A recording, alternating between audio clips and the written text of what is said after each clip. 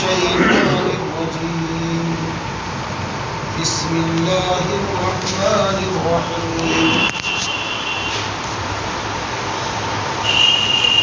فإذا قضيتم مناسككم فاذكروا الله كذكركم آباءكم أو أشد ذكرا فمن الناس من يقول ربنا آتنا في الدنيا وما له في الآخرة من خلاق ومنهم من يقول ربنا آتنا في الدنيا حسنة وفي الآخرة حسنة وقنا عذاب النار أولئك لهم نصيب مما كسبوا واللہ سریع الحساب صدق اللہ العظیم۔ آپ میں سے جو حضرات حج کر کے آئے ہیں ان کو تو معلوم ہے، باقی دوسرے حضرات بھی سمجھ لیجئے، 9 ذی الحجہ میں عرفات میں قیام کیا جاتا ہے، عرفات میں ٹھہرا جاتا ہے مغرب تک، اور غروب ہونے کے بعد پھر وہاں سے چلتے ہیں اور آپ پہنچتے ہیں مزدلفہ، ایک جگہ کا نام ہے مزدلفہ۔ مغرب اور عشاء کی نماز وہاں ایک ساتھ پڑھتے ہیں عشاء کے وقت میں، رات کو وہیں ٹھہرتے ہیں۔ اگلے دن ہو جاتا ہے 10 ذی الحجہ، اور 10 ذی الحجہ میں ٹھہرتے ہیں منا میں سب سے پہلا کام ہوتا ہے شیطان کو کنکری مارنا 10 ذی الحجہ میں، اور شیطان کو کنکری مارنے کے بعد پھر بال کٹا دینا یا منڈوا دینا، یہ تو چھوٹے کرا دینا، یہ بالکل اس طرح پھروا دینا مشین پر، حلق یا قصر جس کو آپ نے سنا ہوگا۔ جب کنکری مارنے کے بعد اس نے بال کٹوا دیے تو وہ احرام سے باہر ہو، یہ کام اس کے لیے سب کچھ حلال ہو گیا جو احرام کی وجہ سے اس کے لیے ممنوع ہو گیا تھا، سوائے عورت کے، عورت اس کے لیے بھی حلال نہیں ہوگی۔ اب وہ 10 ذی الحجہ میں یا 11 ذی الحجہ میں یا 12 میں چاہیے کہ ایک مکہ مکرمہ آ کر ایک طواف کرے، اس کو طواف زیارت کہتے ہیں، پھر مینا میں پہنچ جاوے۔ اب اس کو اختیار ہے کہ تو سمجھو 10، 11 اور 12 3 دن تو وہاں ٹھہرنا ہی ٹھہرنا ہے، اور 13ویں تاریخ میں اس کو اختیار ہے اگر وہ وہاں ٹھہرے گا تو کنکری مار کر مکہ آ جائے گا، اور اگر نہیں ٹھہرے گا وہاں 13ویں تاریخ میں تو کنکری مارنا ضروری نہیں، بس 12ویں کو ہی کنکری مار کے مکہ آ جائے گا۔ یہ عمل ہے حج کا۔ امید ہے کہ پورا نہیں تو کچھ سمجھ میں آ گیا ہوگا، کچھ ذہن میں بیٹھ گیا ہوگا۔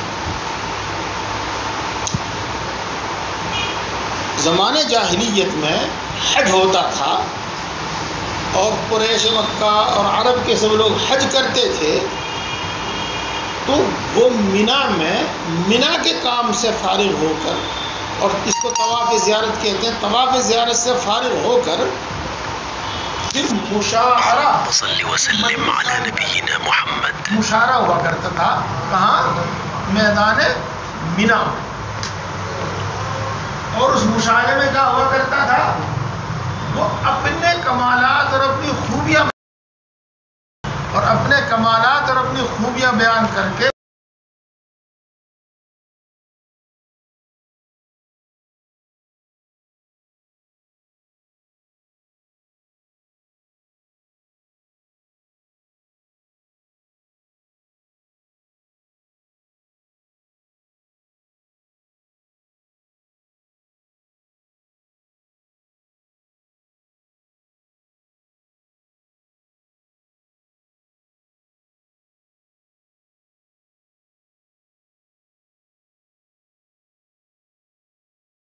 پہلے تو میں یہی آپ کو بتا دوں مختصر سے لفظوں میں، باپ دادا کے کمالات پر فخر کرنا وہ لوگ حج کے ارکان سے فارغ ہو کر میدان منا میں ٹھہر کر مشاعرہ کرتے اور باپ دادا پر فخر کرتے، ان کے کمالات بیان کر کے، ان کی فضیلت ثابت کر کے اپنی فضیلت دوسروں پر ثابت کرتے۔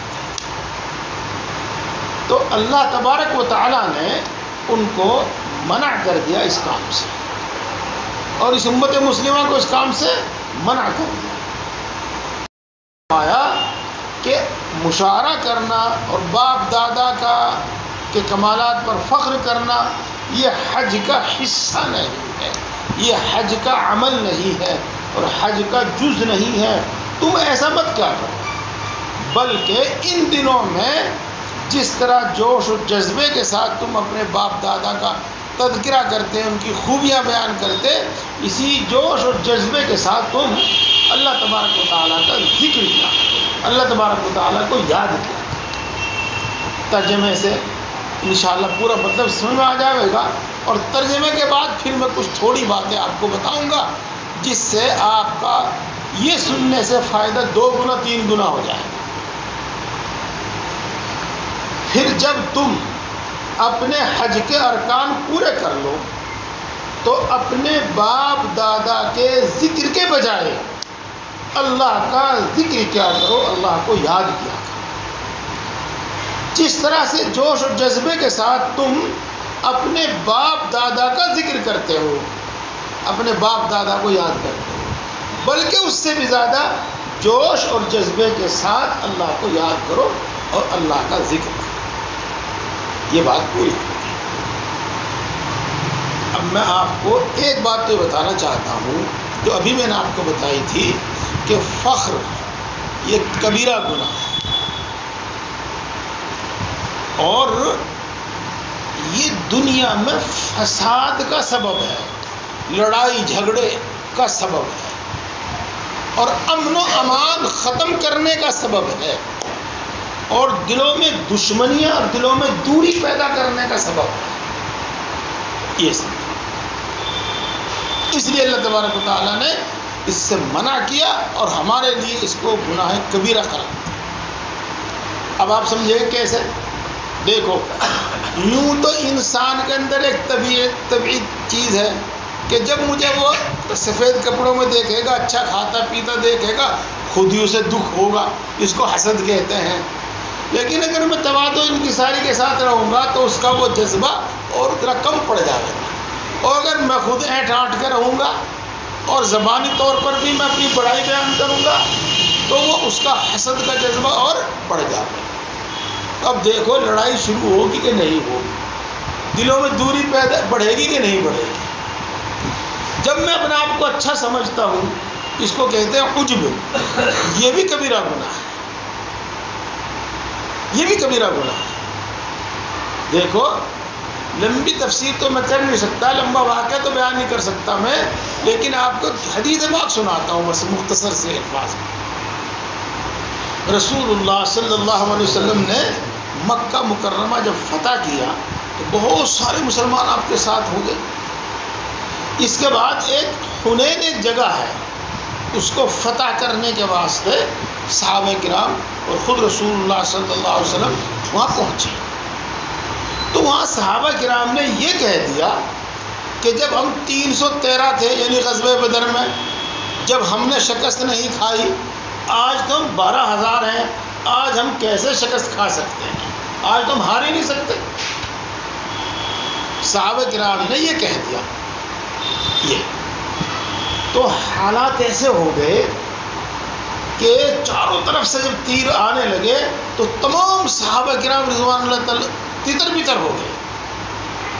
رسول اللہ صلی اللہ علیہ وسلم تنہا کھڑے رہ گئے اور حضرت عباس رضی اللہ تعالیٰ عنہ آپ کے پاس تھے اور سب تتر بتر ہو گئے۔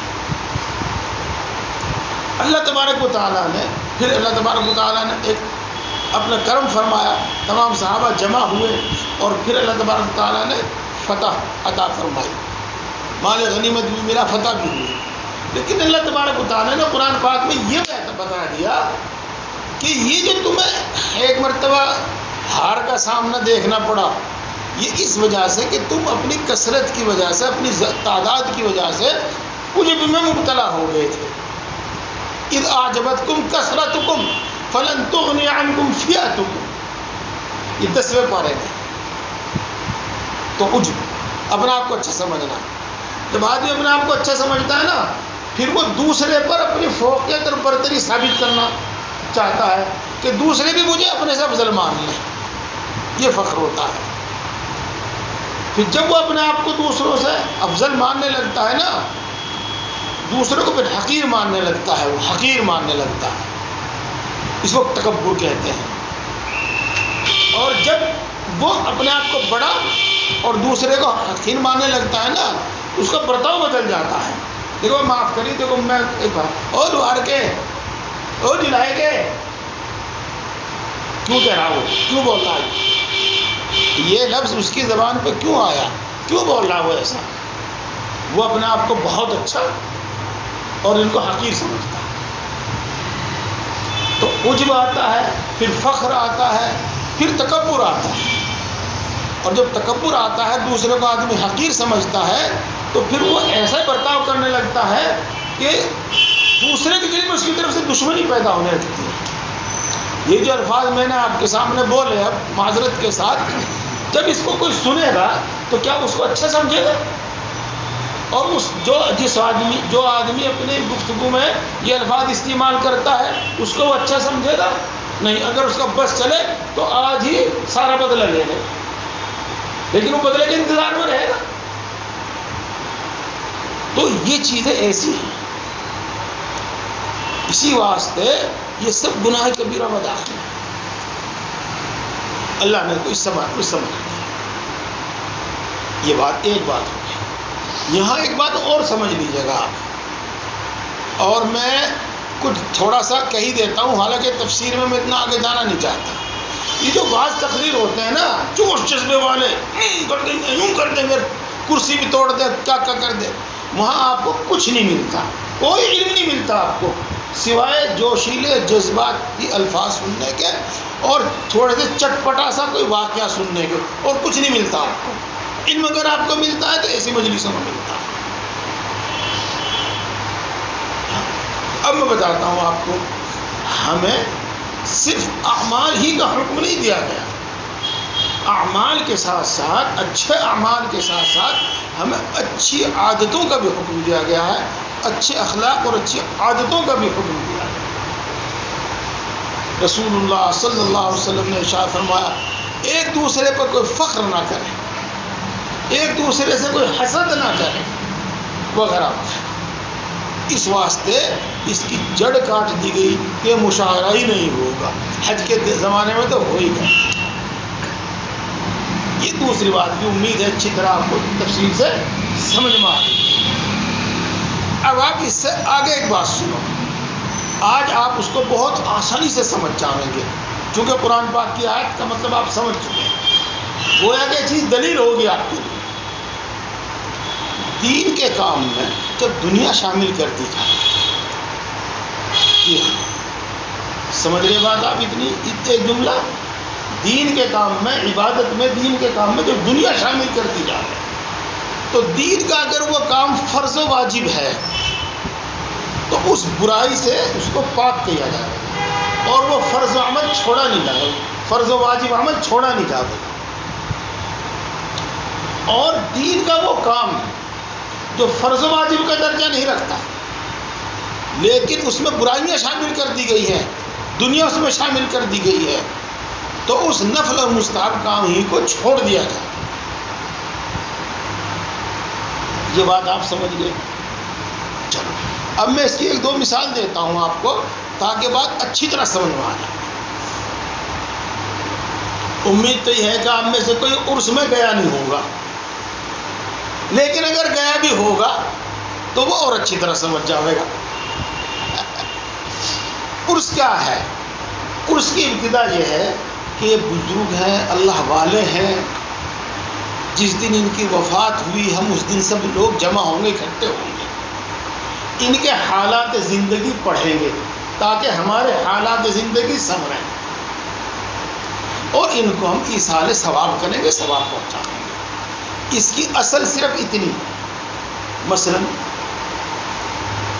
12 ربیع الاول کو ان کی وفات ہوئی، ہم 12 ربیع الاول کو سب جمع ان کے حالات زندگی پڑھیں گے تاکہ ہم بھی اپنے حالات سنوار لیں ان جیسے بنتا، اور ان کو ثواب پہنچا دیں۔ عرس کا حاصل اور عرس کی ابتدا یہاں سے ہے۔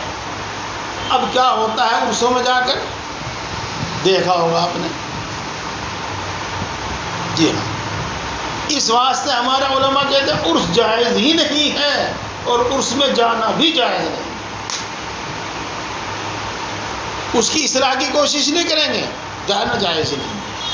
میں کئی باتیں دوں گا آپ کو، بہت سارے مسئلے بھی سمجھ میں آئیں گے اور بات بھی سمجھ میں آئیں گے۔ یہ چلو دور مت جائے آپ، چلو چھڑی اڈے تک چلتے ہیں، بس آپ یہیں بیٹھے بیٹھے اور یہیں سے آپ کو بہت کچھ سمجھ میں آ گیا۔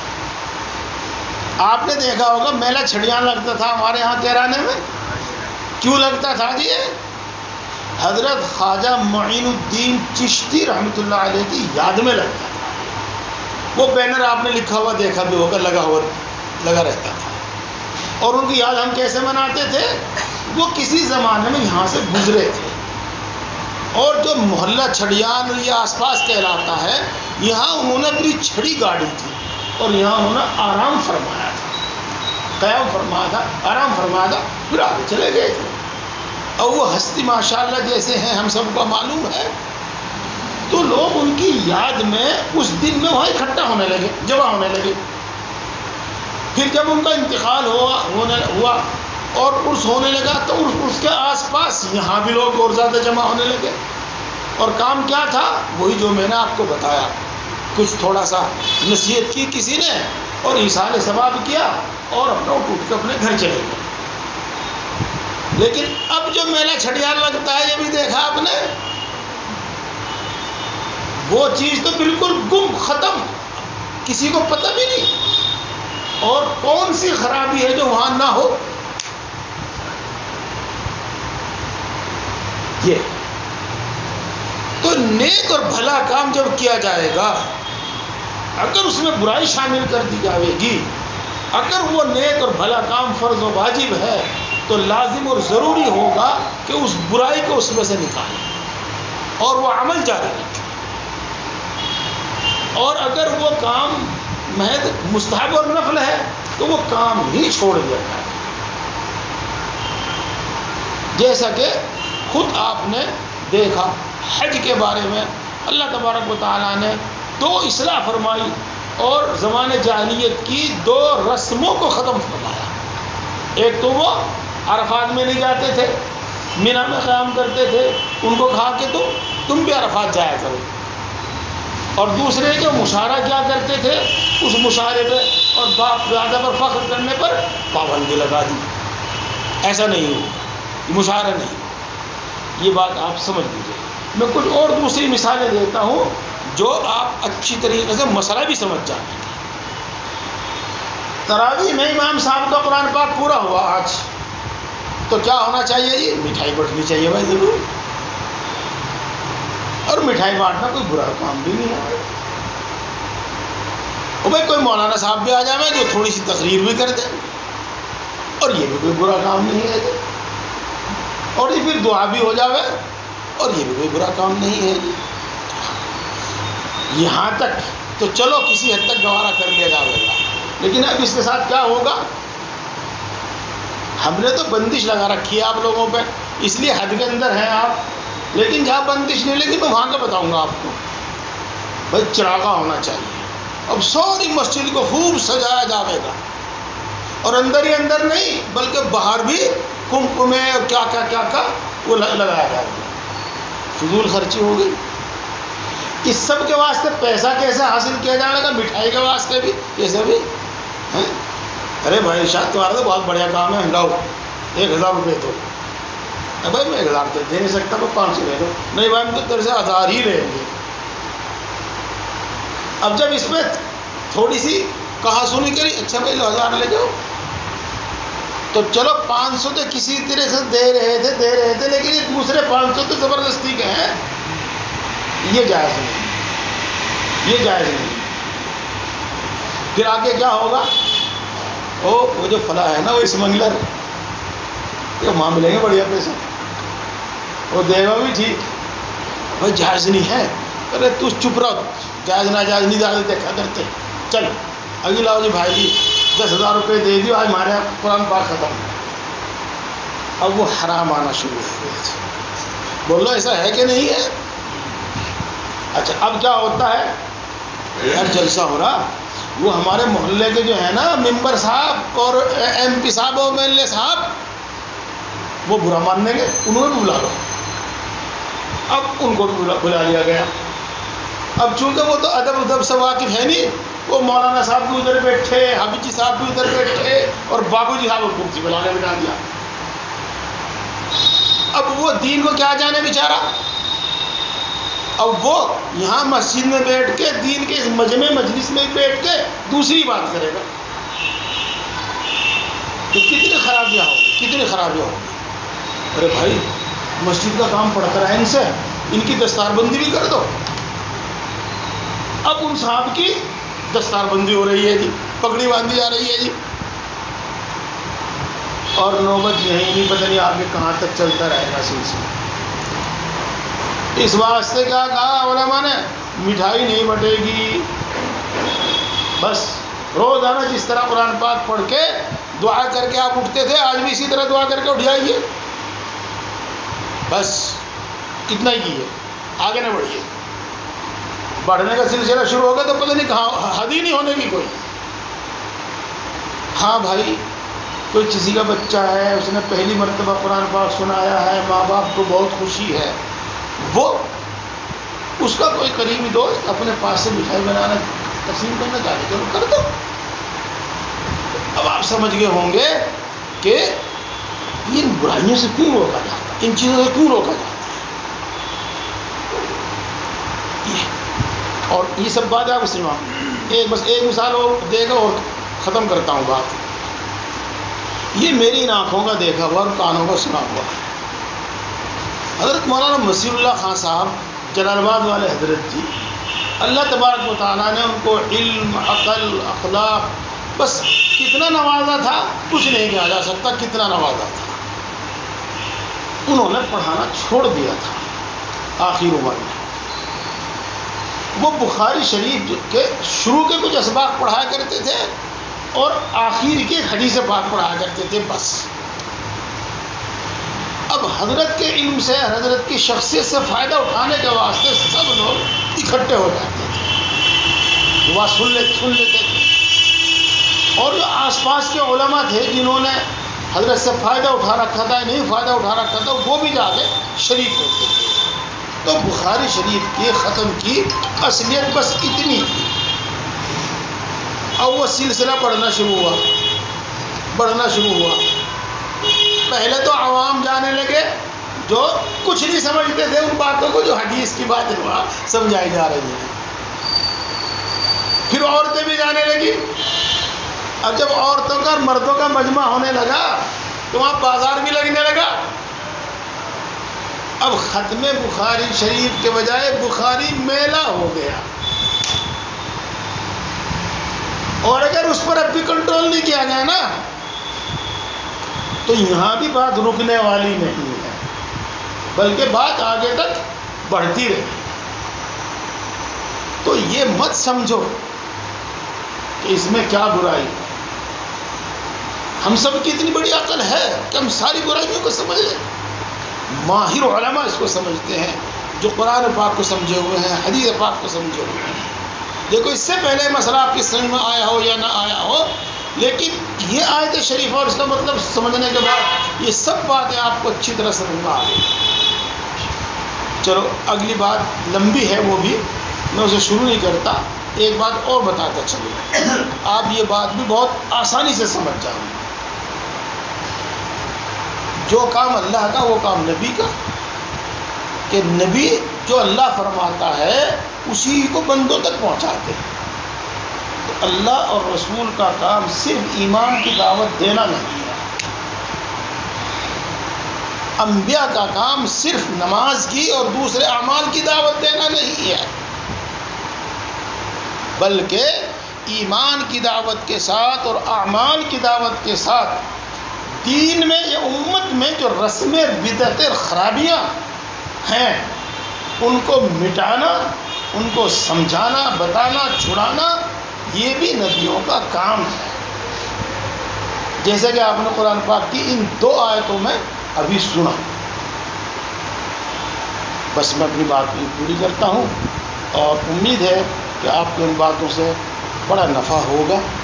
اللہ تبارک و تعالیٰ ہم سب کو سمجھ اور ہم کی توفیق عطا فرمائے.